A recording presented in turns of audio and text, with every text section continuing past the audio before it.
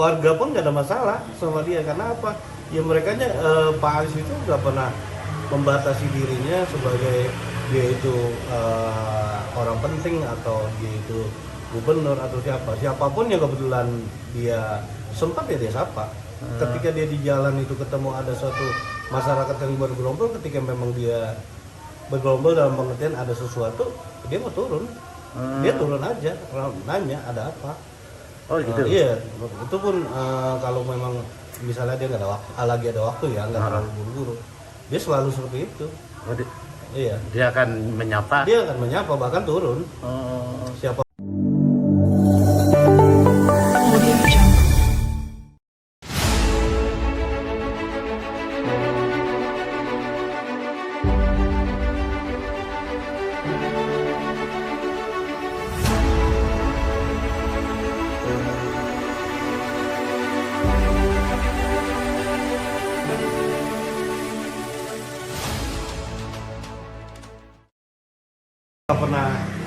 nggak pernah apa kita bilang tuh bertindak beda sama yang lain. Pokoknya itu tetangganya semua itu kan tetangganya itu Nasrani.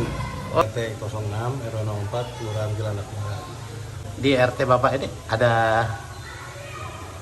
Apa itu? ada warga. Sekarang warga ya. Iya. Dulu gubernur beliau. Pak Anies Baswedan. Beliau sendiri udah lama di sini atau gimana, Bang? Beliau sebenarnya udah lama. Cuma kebetulan dia waktu itu sebelum punya rumah di Lebak Bulus 2 ini. Lalu dia ada di Lebak Bulus 1 dulu masih kontrak lah di sana setelah pulang dari Amerika dia kontrak di Lebak Bulus 1. Setelah pulang dari Amerika, beliau sempat kontrak. Iya, kontrak di Lebak Bulus 1 sana.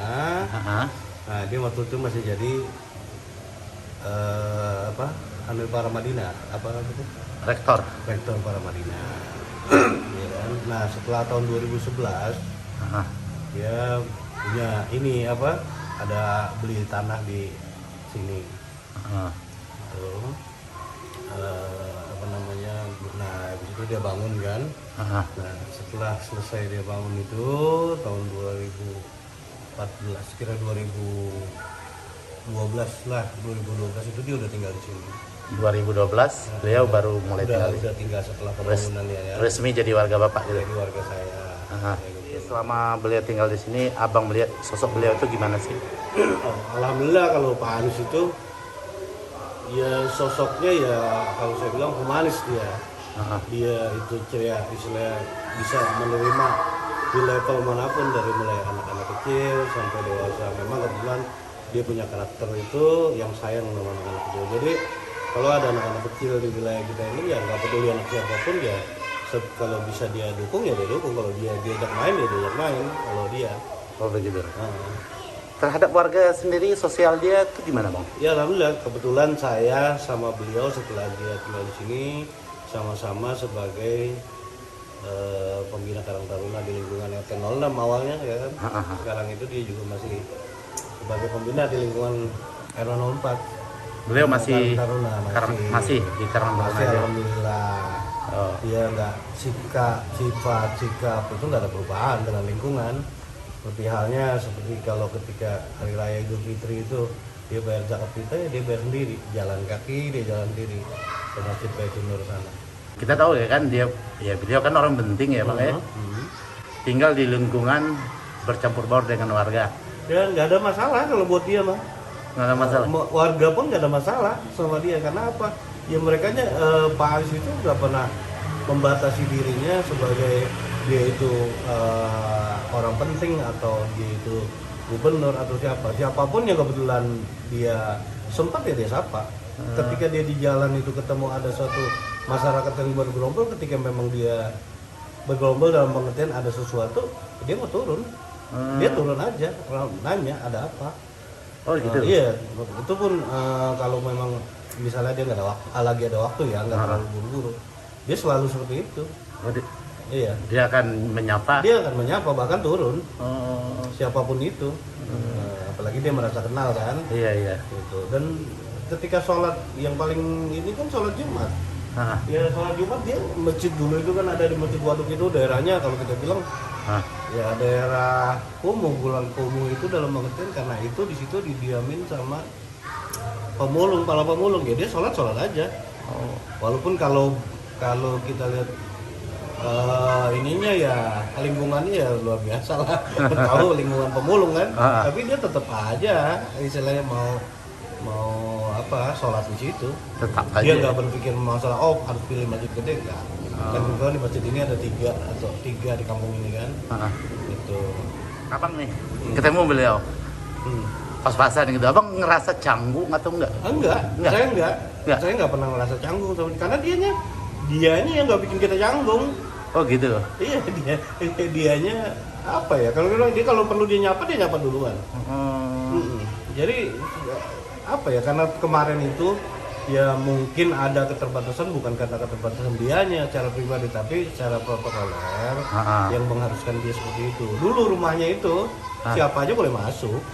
Dulu ya? Iya, dulu sebelum itu. Nah, mulai agak sedikit ini kena yaitu protokolernya gubernur lah. Terus juga, tapi bukannya berarti itu menghambat semua, tapi paling kagak itu butuh waktu untuk bisa masuk. Butuh waktunya itu butuh izin lah. Karena waktu itu juga selama dia gubernur itu kan 2020 itu udah mulai COVID. Nah, itu juga yang bikin ini sebenarnya. Tapi Pak Anies ya, Pak Gubernurnya sendiri nggak ada masalah. Ibu pun sama. Iya, siapapun itu ya nggak ada lah secara pergaulan itu, secara obrolan nggak ada yang membahasakan diri dia itu bahwa sehingga warga itu canggung nggak ada.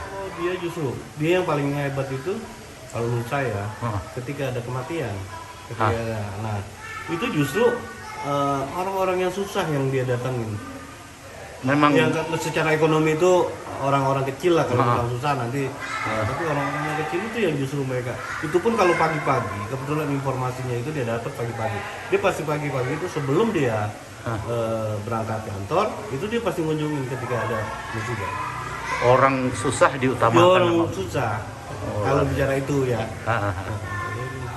Ya bukannya saya katanya, emang saya yang dampingin, kadang-kadang juga kita ikut di situ kan. Ya Bang, selaku kota RT sendiri ya di sini. Iya, justru yang di lingkungan bawah ini kan pemulung ya hadir. Hadir ya. Iya, tapi kalau yang itu ya mungkin karena bukan nggak mau hadir, tapi yang jelas yang seperti itu yang dia sering hadir itu justru orang-orang yang itu. Orang-orang yang memerlukan lah ya. Iya, orang-orang itu. Lingkungan di sini, di sekitaran sini gimana Bang selama beliau menjabat di Jakarta? Alhamdulillah. Yang pertama kita diberi keberkahan nih buat lingkungan warga Lebak Bulus, khususnya RW 04 ya. Ini tadinya kan musola di sini ya, kan. Nah kebetulan di daerah Waduk situ kan ada masjid. Atas inisiatifnya dia berkumpul dengan sesepuh lingkungan ini, terutama ketua yayasan Babul Khairat yang notabene memiliki lahan ini. Akhirnya terjadi kesepakatan bahwa masjid itu dibangun di sini, yang tadi musola dijadikan masjid. Yang dulunya tadi musola di sini. Musola dijadikan masjid. Nah kita melihat juga ya ramai ya anak-anak di sini. Nah masjid ini selain kegunaan agama udah pasti ya. Udah pasti. Nah anak-anak ini ya.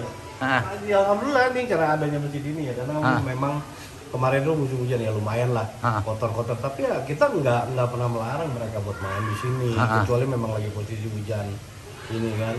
Dengan keadaan masjid ini sebenarnya itu menunjukkan bahwa masjid ini terbuka buat siapapun. Kita lihat dari semua lingkungannya ini kan, ini semua siapa aja bisa masuk, ya kan. Jadi kalau ada anak-anak pengajian itu memang berjalan. Kita ngeliat kan ada kegiatan pengajian itu. Pengajian itu. Oh pengajian. Kebetulan TPA itu. Oh TPA ya. Sebelum itu belum ada tuh TPA. Ada waktu itu, cuma skupnya kan kecil. Nah sekarang alhamdulillah dengan ruangnya yang agak sedikit besar, dari kita lihat muridnya juga lumayan banyak. Anak-anak juga udah nyaman ya Bang ya. Sekarang juga ada malam itu, kalau malam Rabu itu ada untuk pengajian Al-Quran. Pembacaan ayat suci Al-Quran itu ada. Untuk Pak Anies sendiri gimana Bang? Beliau pernah selama menghadiri masjid ini berdiri Udah 2 bulan mau 3 bulan. Paling Pak Anies lowong dari sholat di sini paling 3 kali. Habis itu hadir terus. Alhamdulillah sholat di sini terus, kecuali ada lagi di luar kota. Kalau di luar kota ya, ya. Kalau untuk beliau ini ya di sini dia. Dia nggak pernah milih atau barisan depan, nggak, dia di belakang. Kedekatan beliau bersama warga ya, apa setelah jadi gubernur, sebelum jadi gubernur atau gimana nih? Oh enggak, dia itu mah ya mukanya itu ini loh, apa, ramah sama lingkungan. Jadi sebisa mungkin siapapun itu, kan saya bilang mau anak kecil, mau orang dewasa, pasti dia sapa. Itu memang dari dulu. Itu karakter. Udah karakter dia. Sebelum jadi gubernur juga. Sebelum jadi gubernur, sebelum jadi menteri. Sebelum jadi menteri juga ya. Iya, makanya dia deket sama anak-anak Karang Taruna itu begitu dia tinggal di sini ya, karena memang dia sendiri mau buka diri. Oh. Iya, sama. Ibu juga, Bu Ferry itu juga sama lingkungan itu udah kayak keluarganya. Ya. Dia nggak pernah apa kita bilang tuh bertindak beda sama yang lain. Pokoknya itu tetangganya semua itu kan tetangganya itu Nasrani. Oh, tetangga iya, tapi ya tetap hubungannya baik. Itu sebenarnya. Ini cuma mungkin politik itu kan biasa mungkin dilihat dari pendukung. Nah, tapi ya kalau saya sih kalau buat saya pribadi kalah. Kalau nilai Pak Anies itu dia itu politik identitas gitu. Bang, terakhir kita selaku warga ART di sini ya, abang bangga nggak punya putra dari tempat tinggal abang, dari ya rektor, menteri, gubernur. Nah sekarang digadangkan sebagai capres. Oh bangga lah, siapa yang nggak bangga? Siapa yang nggak seneng? Yang namanya di kampungnya sendiri ada calon presiden yang kemarin udah notabene itu gubernur, siapa yang nggak bangga, ya kan, dari kampungnya dia loh, ya kan, dia alhamdulillah kita bisa saksikan pembangunan di wilayah ini mulai tertata, mulai diperhatikan sama ini, ya kan, kita ini kan kalau dilihat dari jauh kan di ujung ini, iya, di pinggiran ya, iya, alhamdulillah, yang pertama kita bersyukur itu, ya itu, waduk ini terrealisasi yang sudah dari zamannya dulu itu Pak Sutioso tahun 2006 ya, itu menyatakan itu, alhamdulillah selesai di era dia. Di era Pak Anies. Iya, di era Pak Anies selesai pembebasannya. Pembebasan lahannya. Oh, waduk apa ini? Jadi ruang limpa. Ruang limpa apa? Ruang limpa air kali ya, sungai. Ruang limpa sungai, Lebak Bulus. Oh. Selesai pembebasan lahan di era beliau ya, Bang. Alhamdulillah. Alhamdulillah. Iya, kemarin itu sebelum itu sulit ya? Sulit. Iya, bahkan kalau kita bilang ya lumayan, bukan sulit lagi, memang belum berjalan. Belum berjalan, nggak berjalan ya. Oke, selama kepemimpinan beliau ya, Bang, memimpin Jakarta nih, rasa nggak dampak positifnya untuk Jakarta sendiri? Ya kan semua, kalau kita mau cari celah ya pasti ada celah. Sisi buruknya kalau mau dicari siapapun pemerintahnya itu ya pasti ada, ya kan. Tapi kan nggak ini, nggak apa nih. Ya kalau buat apa ya lingkungan, apalagi kita tahu beliau itu sangat pemerhati lingkungan. Lingkungan itu pakai apa? Pohon-pohon. Alhamdulillah Jakarta yang kita lihat sekarang ini penataan taman-taman apa ya, alhamdulillah baik. Ya kalau saya pribadi itu gini prinsipnya, siapapun itu orang yang terpilih jadi gubernur atau presiden atau siapapun itu pemimpin, itu anugerah dari Tuhan. Oke, siap. Terima kasih ya, Bang. Dengan abang siapa tadi namanya? Malkan, Ketua RT 006 RW 04 Lebak Bulus ya. Cilandak Barat. Oh, Cilandak Barat. Oke, terima kasih ya, Bang. Oke, sama-sama.